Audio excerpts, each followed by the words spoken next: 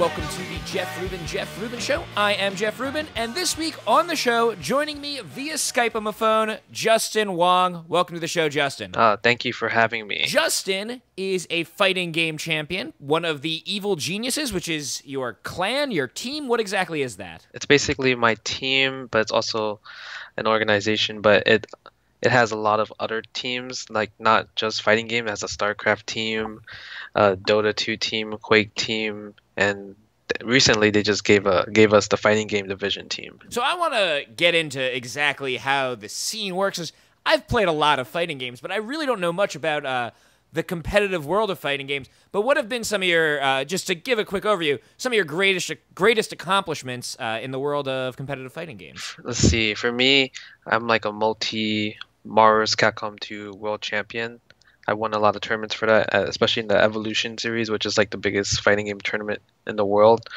I used to be the #1 player in Street Fighter 4 for America in 2009. Also, Mortal Kombat 9 national champion for a bit.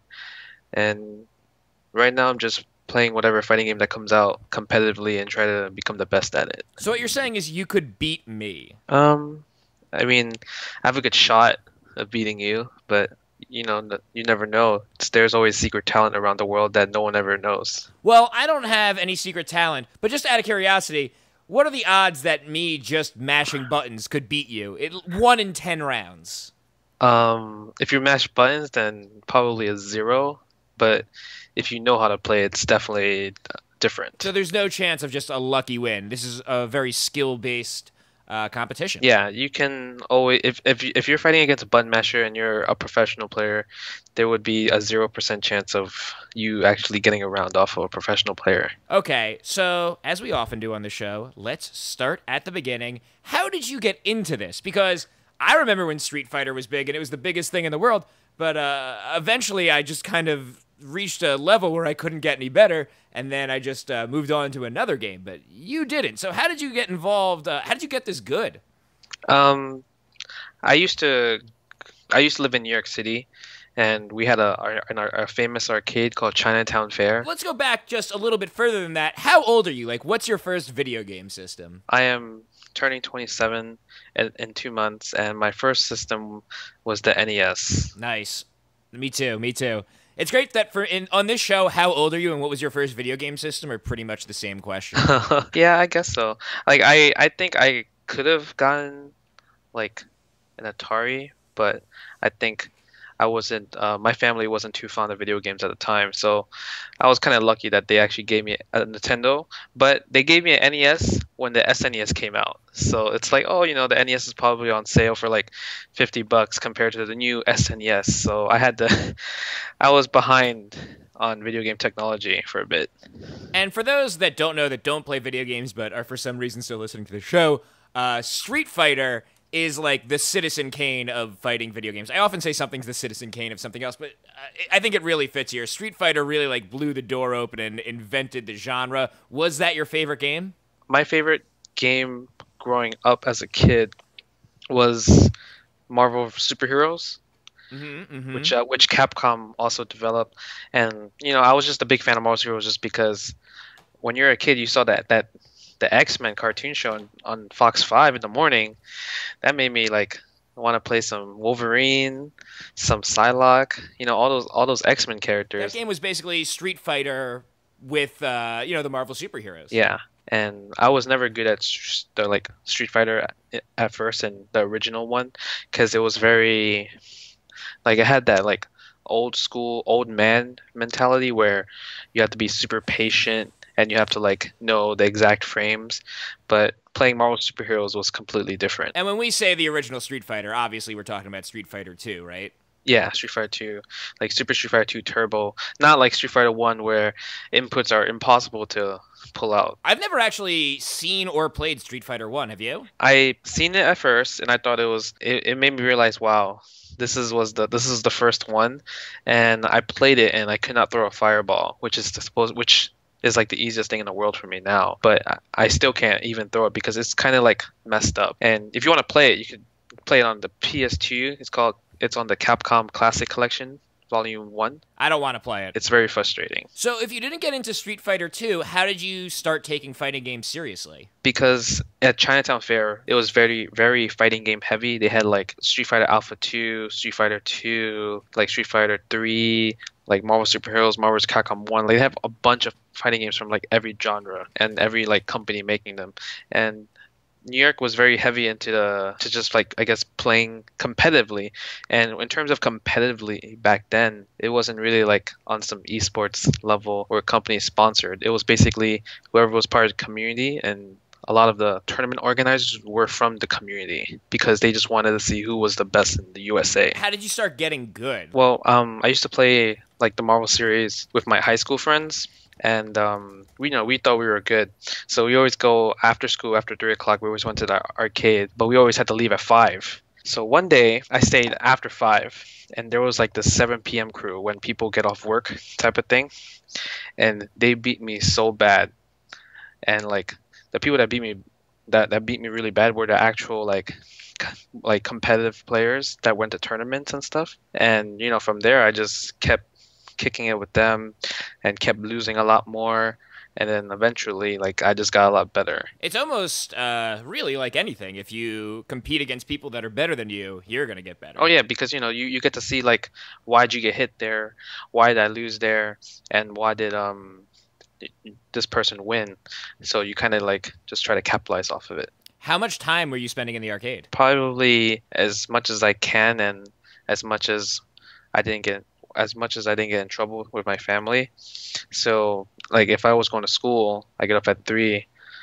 I was there 2 hours on school nights, but when it came to weekends, I was there like from 10 a.m. to like 7 p.m. So this was just all the time? Yeah, pretty much. Was it fun? It was really fun because I don't know, I just wanted to beat them and try to be better than them. And at the time, there were so many different type of new fighting games coming out for the arcades. What year is this? 1999. So this is like after Street Fighter 3. So at this point, is there a professional fighting game scene? Yeah, well, the thing is, there's a different term of professionally. It's more of a hobby. Like it's like you go to a bowling alley and you join the local bowling team to enter the local bowling tournaments. It's stuff like that.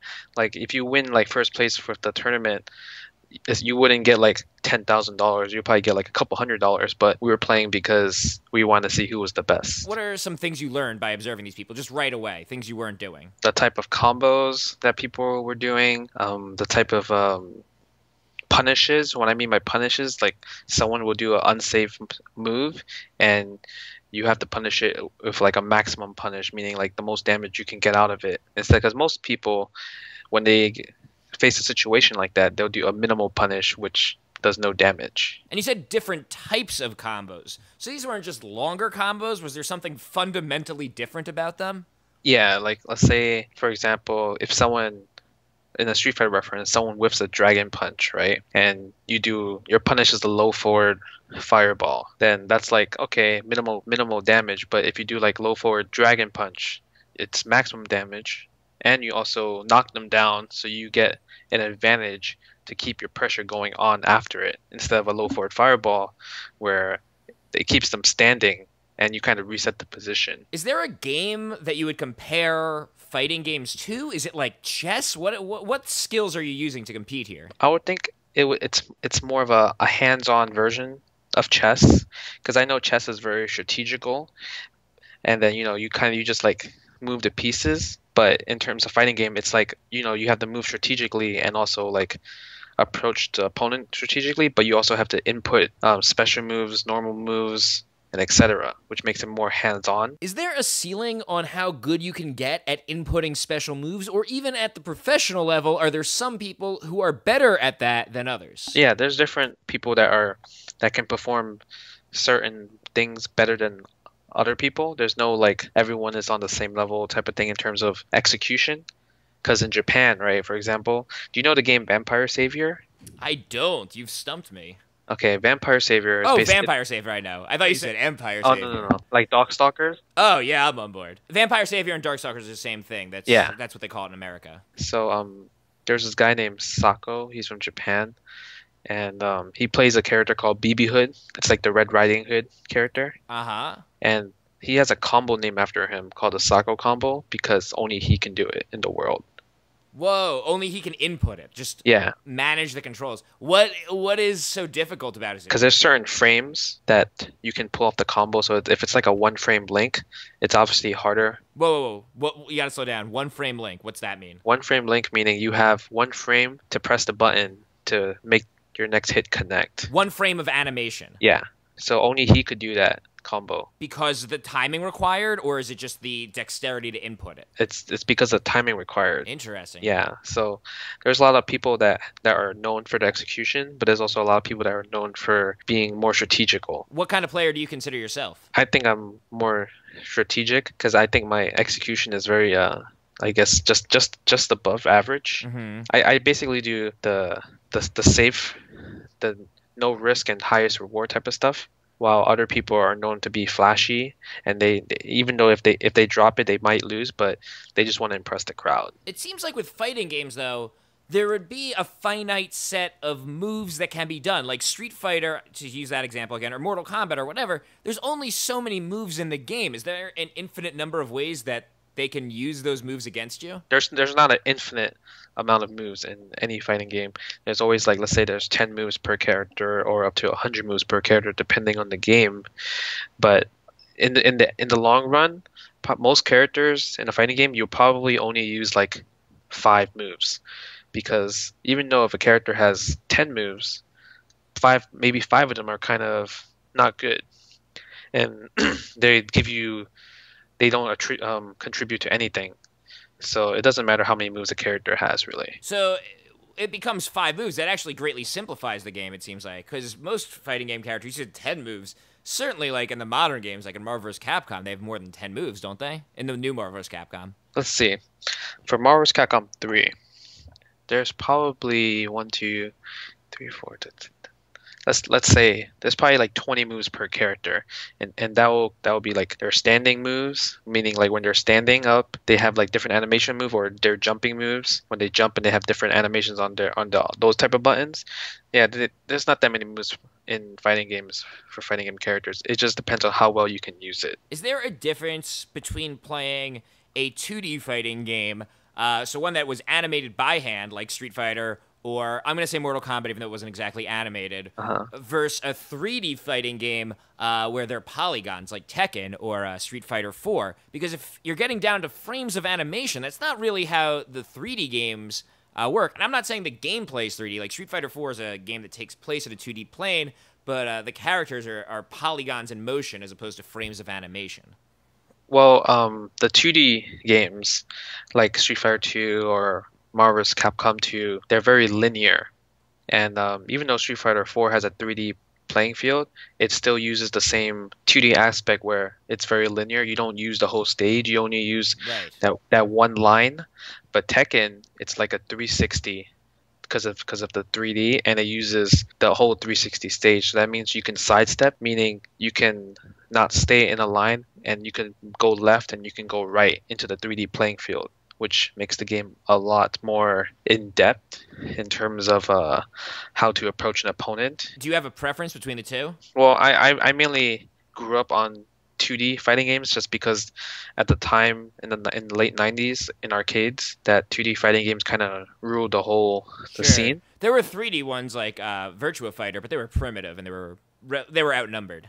Yeah, especially with the Capcom's coin op, it kind of just took over. Virtua Fighter took over Tekken at the time. So there's a difference in gameplay between the two, but is there a difference in timing because of the way the different animation systems work? Well, usually in 3D games, the combos are completely different than 2D games. So in 3D games, when you perform a combo, it's usually off of a launcher, meaning you do like a move that launches your opponent in the air and you juggle them with like a combo. I know you could do air combos like that in Marvel, but it's kind of like different because the main aspect of 3D games are juggle combos and also like really tight pressure strings. And what that means is basically moves that put you in frame advantage.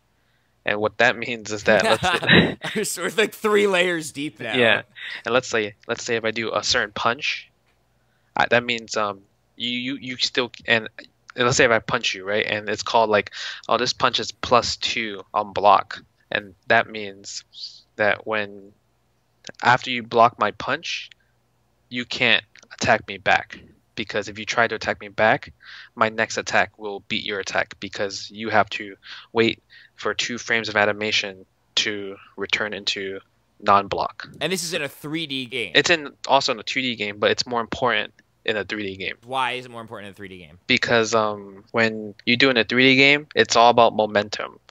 While in 2D games, you can take a break. You can you don't have to engage into it, but in a 3D game, it's kind of different because you have to engage. I'm just starting to realize now that it's like that scene in The Wire, and I'm playing checkers and you're playing chess. Because I have played these video games, but I have absolutely no idea what you're talking about. It's like you played a completely different game than me. It's like, let's say if I'm playing You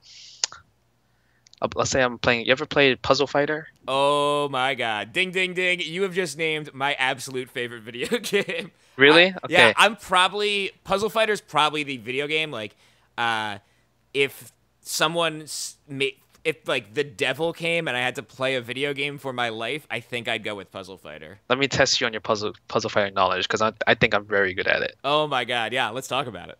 Okay. Do you know what the diamond glitch is? I do, but I only learned it after it was too late, because I played it mostly on the console version, not really in the arcade. But when the Xbox Live version came out, it was like, fix the diamond glitch, and then I looked it up at that point. Yeah, so it's basically something like if you're just like a hardcore Puzzle Fighter fan in terms of casually, but you don't know what the cheap stuff is, and like diamond glitch is one of them, and you know how there's a lot of characters in the game that are basically kind of they're not really that good. Like the only 2 good characters in the game, not counting secret characters, is probably Ken and Donovan. I agree with that. And they fixed some of that in the Xbox Live version. But I love in the Xbox Live version that there's 3 different modes. Yeah. And there's X mode, which is the game kind of rebalanced so that all the characters are decent, getting rid of the diamond glitch, which was this exploit that if you didn't use, and it was like a bug in the game, and if you didn't exploit it, you basically couldn't win on a competitive level. Yes. And so they got rid of that. They balanced the characters, and that's X Prime mode, I think. But there's also X mode, which is the original game, just as broken as it ever was. I love that they gave you the option there, and they were like, because they knew people would want to play it with those little bugs in it. Well, because usually when it comes to competitive games, there's always going to be a glitch that's useful for competitive, in competitive spirit. It's like that in fighting games also. So I think in any competitive field, there's always going to be a little glitch that will give someone an advantage, which is also, I guess, respected too. They're like, okay, this could be allowed. Because it's part of the game. Yeah, it's part of the game. But do they fix those more now? Because they can update Marvel vs. Capcom 3, the new one. They can update it pretty regularly. I bet it's not even that hard to update an arcade cabinet. Where Street Fighter 2, if you wanted to update Street Fighter 2, you basically had to make Super Street Fighter 2 and add some new characters or something. Well, because of the technology, it makes things a lot easier to fix.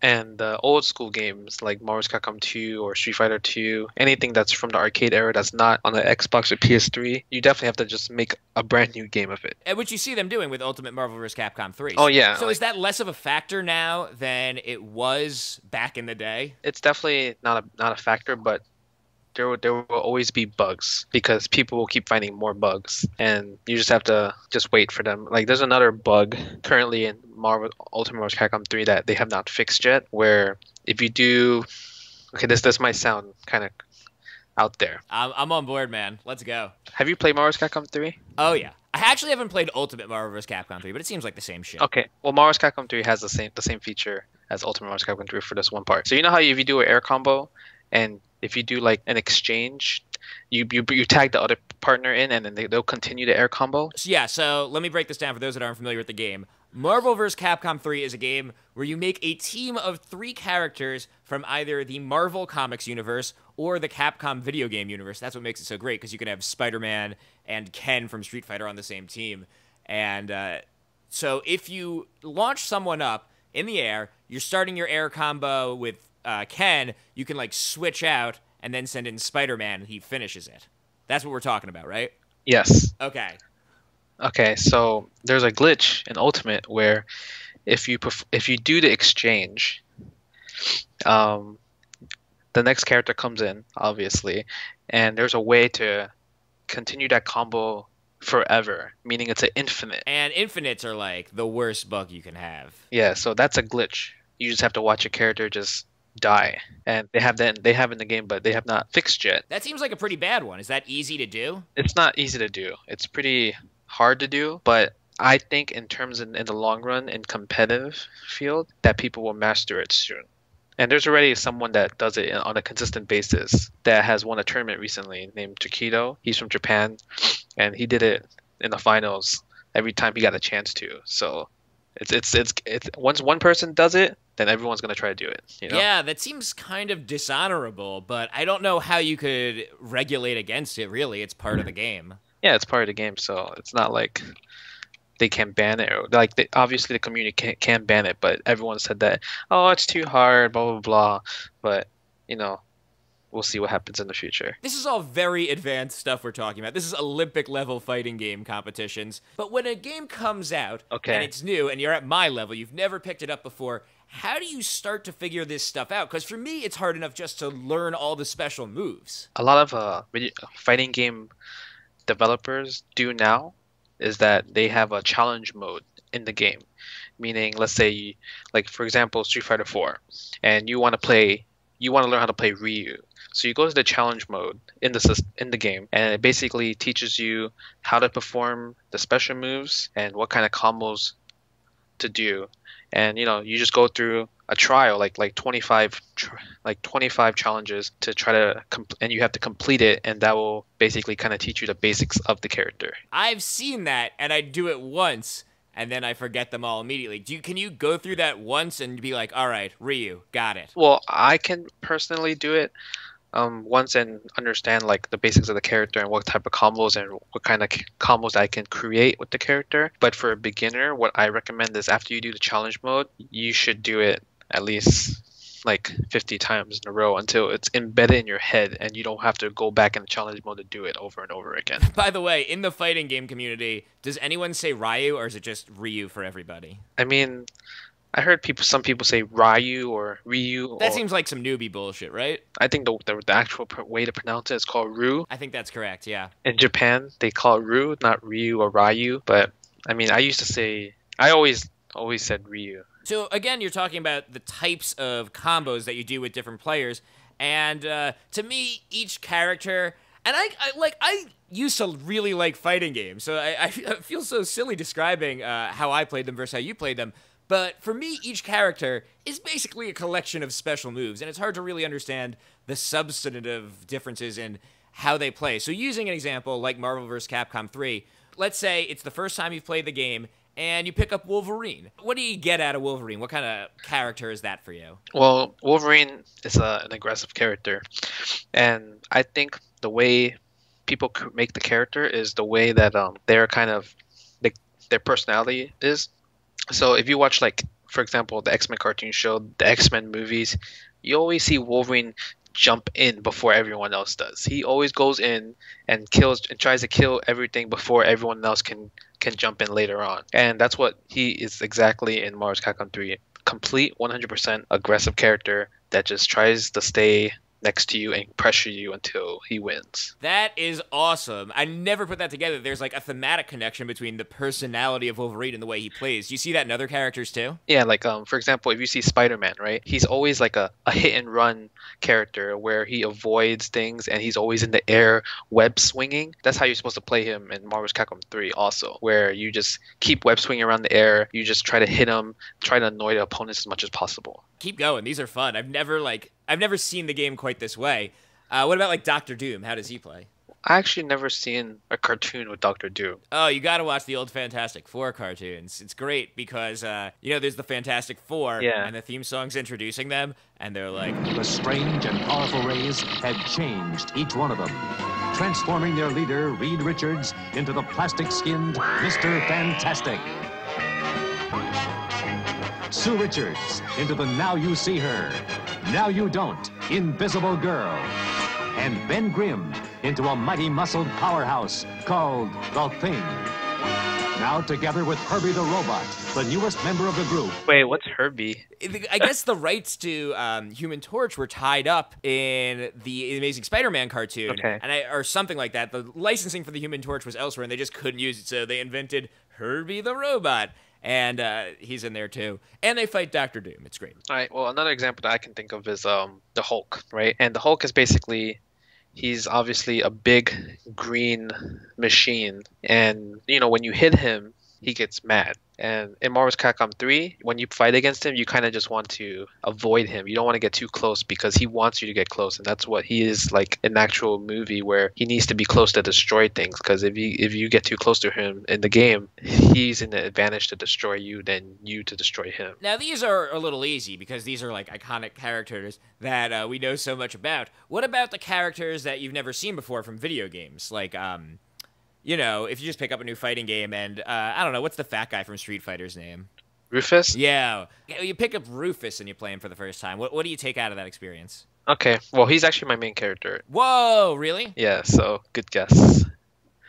And Rufus, for example, okay, if you see his storyline, is that he is an aspiring American that is into kung fu and that wants to be the best. So now it's basically kind of like when you're growing up and you see these Jackie Chan and Jet Li movies, and you see Jackie Chan and Jet Li just like destroying everyone, and you want to be like them, I think isn't that they have a movie like that? It's like Forbidden Kingdom, when both of them were in that movie, and you had the white kid that wanted to be like him. I'm not familiar with it, but it seems like such an appropriate story to put into a fighting game, because that's basically what you're doing every time you pick up the controller. Yeah, and Rufus is an aggressive character also, and he uses a lot of martial, kind of like his own way of what martial arts look like type of moves. So like, for example, you know how like they do a pose, like, and they bow down, and they have like one on your right hand is a fist, and the left hand is like a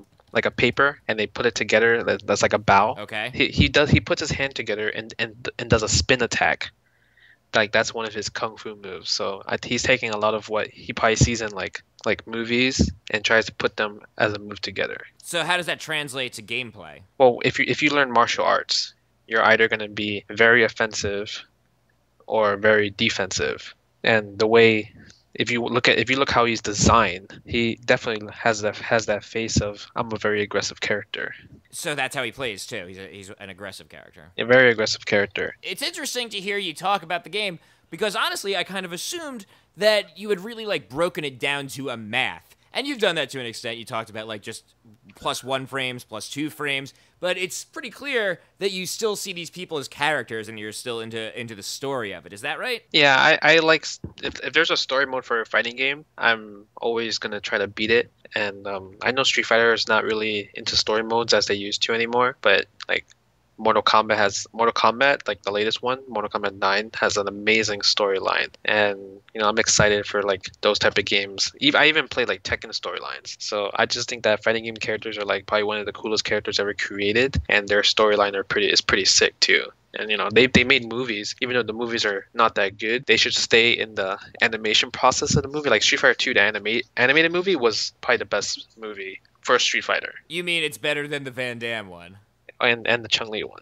Oh my god, I forgot about that one. I've actually seen both, and they are both atrocious. But when I watch it now, I actually have fun watching it, especially the Van Damme one. Yeah, there is no fun to be had watching that Chun-Li movie. No, there's that one scene in the Van Damme movie where Bison's playing on the joystick, and I thought that was very funny. Yeah, there's a few in-jokes. That one's definitely more fun. Like, I would much rather watch that one, but it's certainly not a good movie. But it's fun. I guess as a Street Fighter movie, you get every character in there. They all do their special move. They all do their winning pose at the end. There's a lot of winks for the fans. Yeah. You mentioned that Rufus was your main character. How do you pick a main character? Is it just because you thought Rufus was the coolest, or was it because you were the best with Rufus? Okay, so this is what happened. Before Street Fighter 4 came out, there was like this 10-year period where Capcom did not make a fighting game, basically.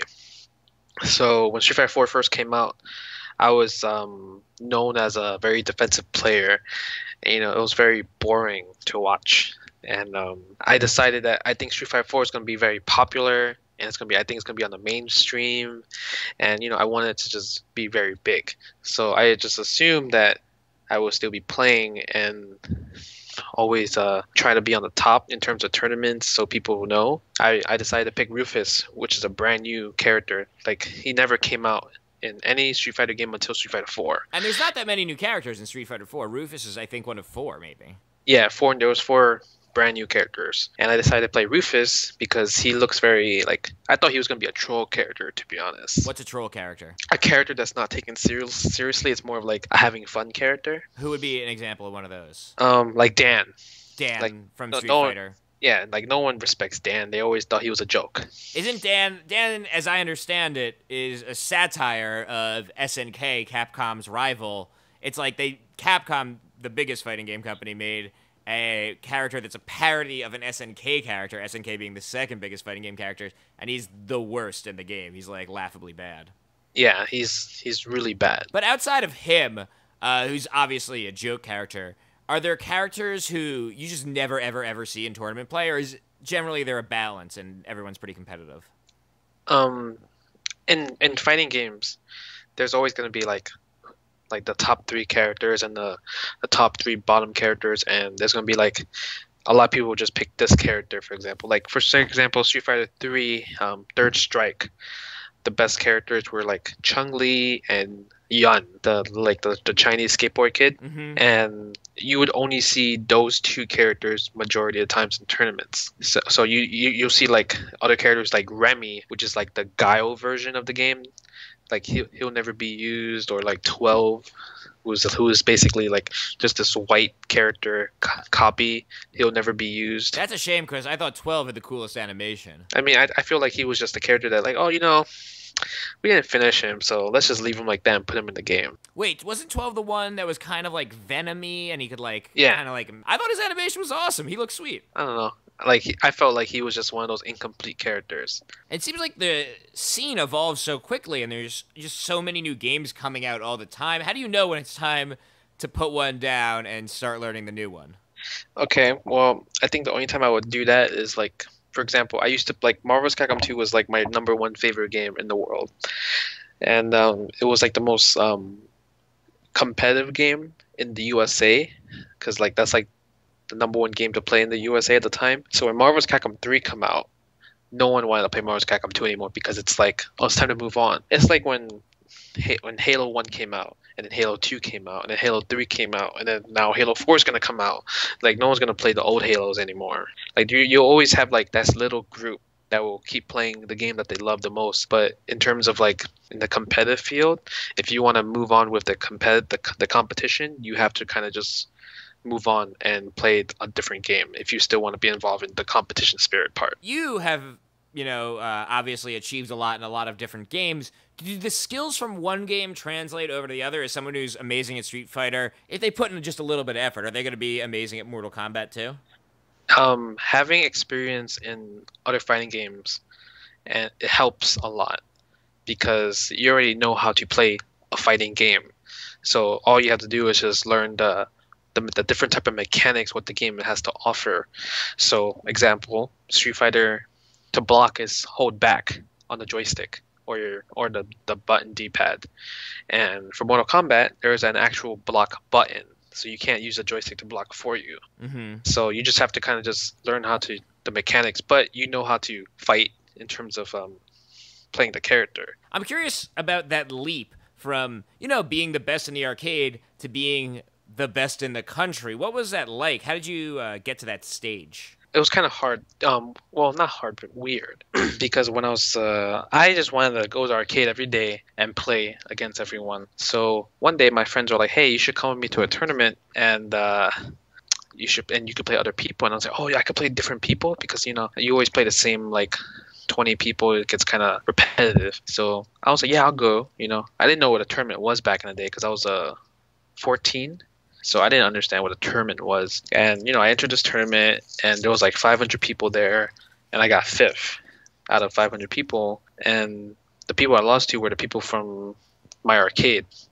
And I beat everyone else that I fought that was from like Connecticut, Virginia, North Carolina, like all the East Coast states. And I thought it was very, very fun. So that Chinatown arcade really was one of the best places to train. Yeah, it was really, really like there's arcades like in California. They had like this old school arcade, but I think it's closed down. It's called Southern Hills Golfland. But yeah, there's if you have an arcade in your town, you should appreciate it. Like even now today, like I know arcades are kind of like dying, but there's always the little arcades that still exist. Like in California, there's like Super Arcade. In Texas, they have Arcade UFO. Oh, I've been there. Arcade UFO is awesome. Yeah, that's a very competitive arcade in terms for fighting games too. Yeah, they have it has like a Japanese, I believe it's a Japanese arcade setup where like you sit it's just looks different. Like the cabinets are kind of waist high and you sit down to play, and the cabinets are kind of uniform. It's really cool, and the people there obviously take it very seriously. Like the owner, Ryan Harvey, he's very competitive, and he's been in the scene for like 10 plus years. So he just wants to grow his Austin scene and try to, get them on par with like everyone else around the world. Chinatown Fair Arcade closed, I believe. It doesn't exist anymore, right? It did close, but it reopened up, and there's a new Chinatown Fair, but it's not the same as the old Chinatown Fair. There's a new owner, and it's basically a new establishment. It's like a Dave & Buster's but it's called Chinatown Fair. Yeah, they got more of that Chuck E. Cheese shit where it's about winning tickets as opposed to just video games like Street Fighter. Yeah, I went in there. I went in there because I was in town, and I had to just pay respect to my roots. So I went, and then it was very depressing for me because I was there since like around 1990s playing at Chinatown Fair, and it was completely different. It was very colorful. It smelled like if you were a father or a mother, you would bring your little kid here to play some redemption games. Ticket redemption games, like the stuff where you can win spider rings and that kind of thing. Yeah. Is there an age limit to playing Street Fighter? Is it like tennis, where after a certain age you pretty much can't compete with the best of the world anymore? Because it seems like reactions and this dexterity is a major factor. There's no age limit because it's an open thing, and there's no like rules on anything like that. So there's this little 8-year-old kid, probably 9 right now, named Noah, and he entered the Marvel's Capcom 3 tournament 2 years ago at Evolution, which is the biggest fighting game tournament in the world, and he placed top 48 out of I believe 2,000 people. So it doesn't matter how young you are, I guess. Well, I know 8-year-olds are awesome at video games, but are there any 40-year-olds who are still competing? I think the oldest person that's still in the scene is probably like 38, and he still plays. And he's still good. He's still pretty good. Like he's not the best, but he's still up there. Yeah, it seems like you could be up there, but because the games are really physical and require just reaction time and, like I was saying before, dexterity, that at a certain point you probably couldn't be the best in the world anymore. I mean that's true, but I still think it's still hard to beat older people because they have more experience and they know what you're capable of because I think they have more knowledge of the game. Right. It seems is it a physical competition? Is there a physical component to it? Like it's not that physical. It's not like a bench press or whatever. But it's more of like a sitting in a chair and like just in that position for hours, or making sure your hand doesn't like go numb or anything. But it's it's 100% more mental for sure. Do you do any hand warm-ups or anything like that to stay loose? No hand warm-ups, but it's more mental. Because you're thinking about what kind of tricks you want to do, make sure you can read your opponent's habits. It's a lot more mental for sure. Do you have to do any warm-up games before you play the game? Just like, beat up on some noobs? I don't really care about warm-ups, but there are players out there that prefer warm-ups for sure. Are there people that, this is going to be a weird question, take drugs to help them focus on the game? Because it seems like focus would be such an important part of it. To be honest, I don't do that, but I don't know if other people do it or not, but I could see them. Yeah, it just seems like it would be a thing.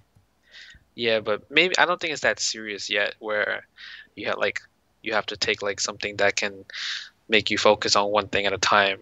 I don't think it's that serious yet. But just like any other competition, I imagine there's a lot of pressure. Oh yeah, it's definitely a lot of pressure. And when you see like high, like really big tournaments, and you see them like a lot of people in like the finals or anything, you could tell from their gameplay that they were nervous. Yeah, you actually are involved in what is probably, I feel comfortable saying, the most popular clip of a fighting game tournament ever online. Yeah. You know what I'm talking about, right? Yeah, I know the Ken and Chun-Li one. Right. So you are playing. Can you describe the clip?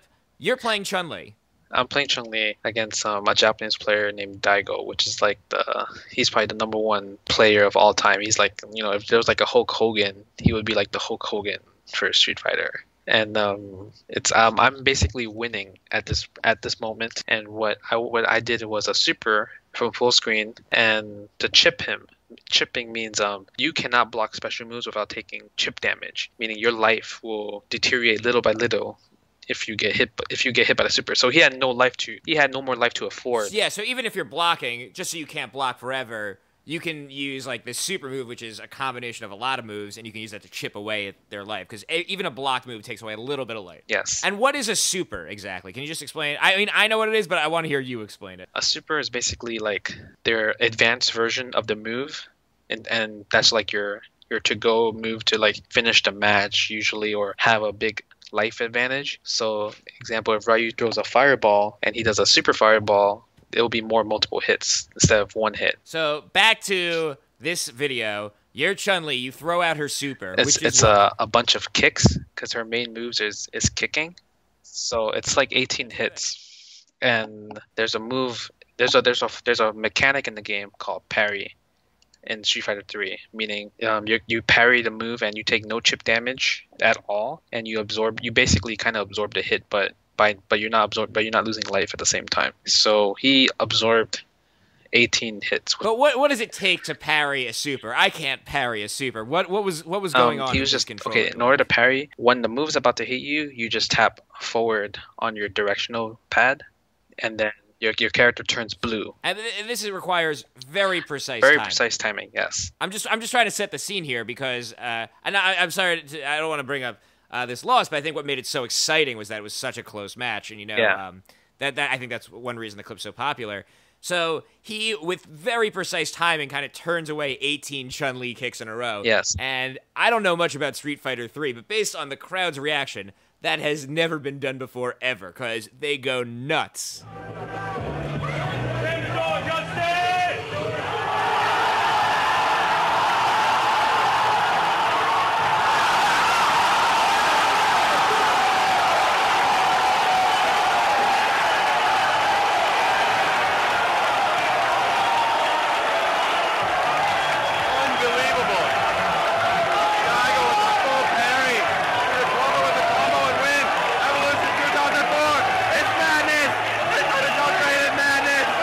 So, at the time, I wasn't even mad at all. I was just like, you know what, you deserve that. What were you thinking when that clip was going on? I thought that I can't believe he did it, and, he definitely deserved that win right there. Are you surprised that video is as popular as it is? At the time, I didn't think it was going to be popular because, like I said, it's the tournament scene was very underground-ish, so not a lot of people would know about it. What year was that? It was 2004. So it was still basically like the beginning of YouTube days. Yeah. There was no streaming and stuff like that. And when I think about it now, I would think that it would be popular because it's like one of those iconic moments in like competitive gaming that you always kind of want to just remember. Are you proud to have been involved in that moment? Even though, you were unfortunately on the losing end of it, I think that clip is probably the best advertisement you could possibly have for the competitive fighting game scene, because they're difficult to follow if you don't know what's going on. I can't count frames as I'm watching Street Fighter, but you can see just how excited the entire crowd is and how whatever is going on the screen lights up a room. And I think it made a lot of people realize, wow, this really is something. I was very happy about it because I think because of that, I in my opinion, at 2004, I thought the fighting game community, it was like dying because not a lot of people were taking the games more serious. They were just like, oh, I don't care anymore type of thing, right? But because of that clip, it kind of just motivated everyone to come back to the scene and play again. Do people besides me bring up that clip all the time? Is that like something that haunts you at tournaments? I mean, I got a lot back in the day, but I don't get it as much anymore, but it doesn't really bother me. And do you have any, some people have probably just never seen it. How many times has that clip been viewed? Do you have any idea? A lot.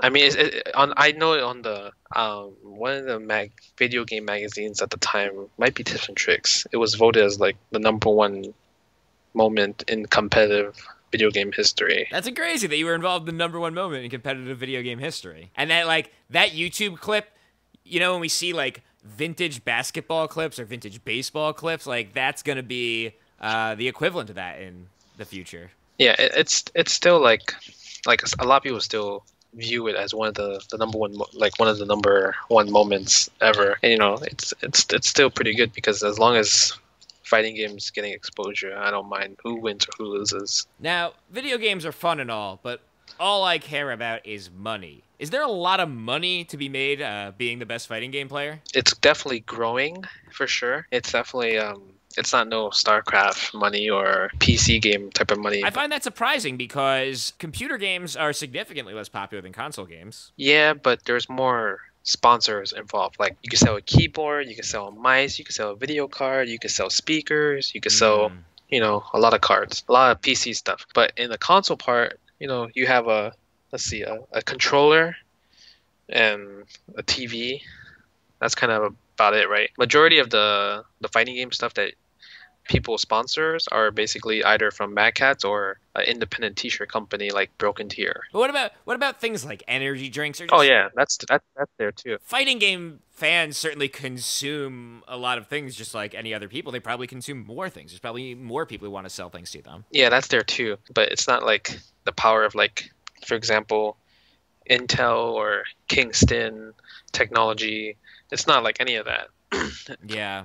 But I can say that when I was winning fighting game tournaments before Street Fighter 4 came out, I was winning not like very little money. It was basically just you just winning for your city, your coast or whatever.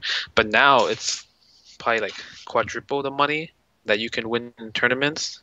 So it's like a couple of $1,000s now compared to a couple $100s, which is I think pretty good for fighting game tournaments at the moment. But obviously it's still rising, and there's even tournaments that are going up to like 10,000, 50,000, and there's like even leagues considering them like MOG or IPL. So it's definitely growing. It's possible that it'll be the future. Do you, or is there anyone that makes this their full-time job? There's a lot of fighting game players that, well, not a lot, but a good amount.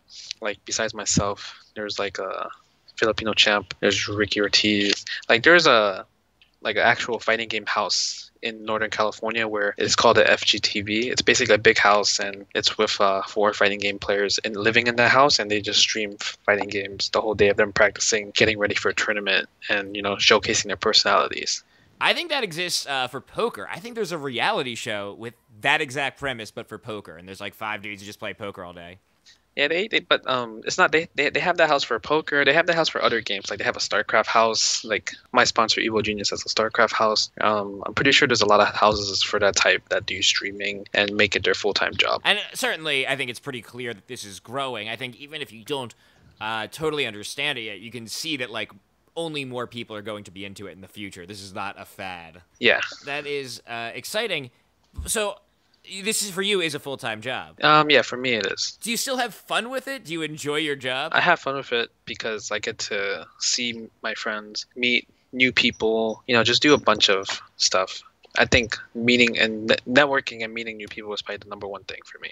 But what about the games? People are nice, friends are great, but what about Street Fighter? Do you still love Street Fighter? Do you still love Marvel vs. Capcom 2? I have fun playing it in a casual environment. I don't really have fun in terms of a tournament. I just think of it as a job when it's an actual tournament. But when you're at home playing, you can still enjoy a good old round of Mortal Kombat. Yeah, because I don't have to, you know, I could just pick different characters and, you know, have fun type of thing. Like in tournaments, I can't really do that because, you know, I'm representing my team and I want to make them proud. So I have to be 100% every time. Is there any advice you would give to a button masher who's aspiring to start playing a little more strategically? What are some steps you can take to start, you know, becoming really competitive at these games? Support your community.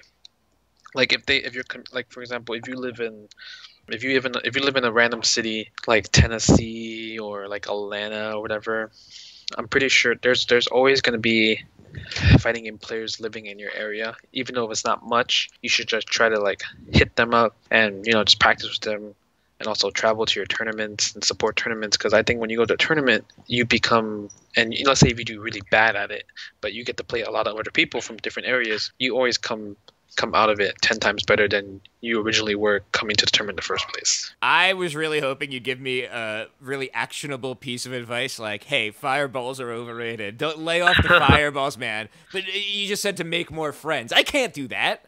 I mean, okay, if you want to stay home, there's always Xbox Live. Is that a good placement? Obviously, I think people should go out and make actual friends. Not that you can't make friends on Xbox Live, but what you're saying is great advice, and I think also applies to things that aren't Street Fighter. No matter what your hobby is, you should go out, and that's a great way to get better at it.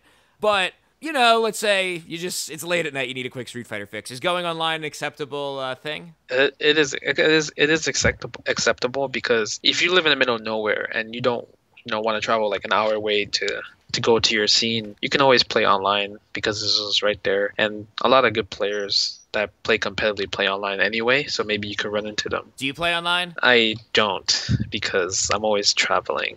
It's one of these days that I'm lucky to do this interview with you. Justin, it sounds like you're afraid to play me in Puzzle Fighter. That's what I'm getting out of this. I never played the Xbox Live Puzzle Fighter. I only played the arcade one. The new Puzzle Fighter kind of turned me off when you can just like tap up and it goes instantly down. I don't like that. Does it still do that in because speed's a huge factor in Puzzle Fighter, obviously. It's a lot about getting those pieces down as quick as you can.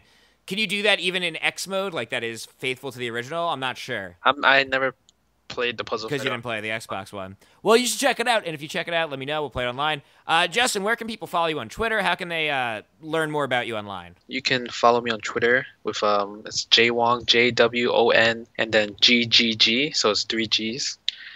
And I just talk about strategies, when my next tournament is, what am I doing, and post a lot of food pictures, so sorry about that. I know a lot of people don't like that. Do you have any tournaments coming up? Actually, this is my break for like 2.5 weeks, but there's a tournament at the end of the month called Season Beatings in Columbus, Ohio. No, not Columbus, sorry, Cleveland, Ohio. And it's going to be one of those really big tournaments because a lot of people, international players, are coming, so that'll be fun. What are you going to be playing there? Just probably every fighting game, because it's a multi-fighting game tournament. So they have like Street Fighter, they'll have like Marvel, they'll have Tekken, they'll have Persona 4, they'll have Mortal Kombat. The list just keeps going on. Do you play video games? This is my last question, then I'm going to let you go. Do you play video games that aren't fighting games? I'm really bad at racing games. So I think a lot of people know that. I'm really bad at those games, but I love playing like RPGs. I sometimes get sucked in to MMOs, and I'm a very big handheld game type of guy because since I'm always traveling, I always need a handheld to play. So 3DS and PS Vita is like my best friend at the moment. All right, this is going to be really my last question. Anything good you played lately that you could recommend? The really bad part is the current game I'm playing right now is Super Mario Brothers 2 for the 3DS. And yeah, that doesn't sound so bad. That doesn't sound like such a bad part. But to be honest, I'm not really a big fan of it because I feel like I played this one already because it's like kind of similar to Super Mario Brothers 1. Yeah, I hear that. But the last game I played, damn, I don't remember. But I remember I played Catherine. I loved Catherine for a long time. But I have a lot of games that are like still sealed in plastic. I haven't touched yet. Well, I'm gonna let you go so you can get back to practicing, so you can get back to unwrapping those games. Thank you so much for talking to me tonight. I think this is a really interesting scene, and it's cool, and it's growing, and congratulations on your success in it. Yeah, of course. Anytime, man. Thank you.